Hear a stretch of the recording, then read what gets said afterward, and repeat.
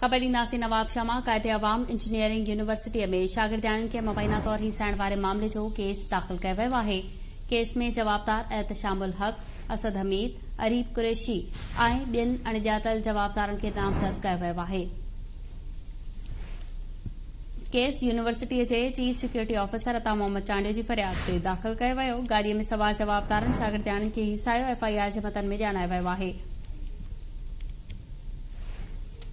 ख़बर ॾी पिया नवाब शमा, जिते क़ाइदे अवाम इंजीनियरिंग यूनिवर्सिटीअ में शागिर्दाणियुनि खे मुबैना तौर हिसाइण वारे मामले जो केस दाख़िल कयो वियो आहे।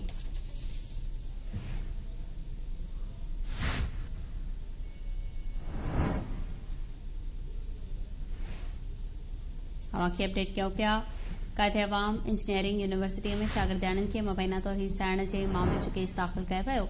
केस में जवाबदार एहतशामुल हक़, असद हमीद, अरीब कुरैशी ऐं ॿिनि अणॼातल माण्हुनि खे नामज़द कयो वियो आहे।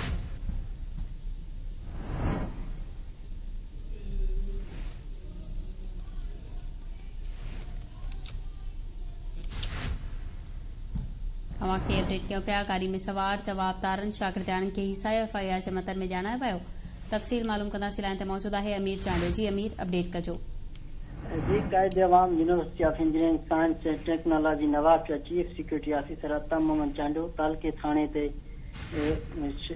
टिनि शागिर्दनि खिलाफ़ केस दाख़िल करण जणायो आहे त ज़िक्र कयल शागिर्द एहतशामुल हक़ वलद सईद आराई, असद हमीद वलद मोहम्मद हसन आराई, अरीब कुरैशी ऐं ॿ नामुलूम टोटल 5 शागिर्द ऐं जेके यूनिवर्सिटी जेके शागिर्द आहिनि उनखे हिरासा कनि ऐं गाॾी आहे उनखे पुलिस मोबाइल जा रूटर लॻल हुआ ऐं बग़ैर नंबर प्लेट जी गाॾी हुई।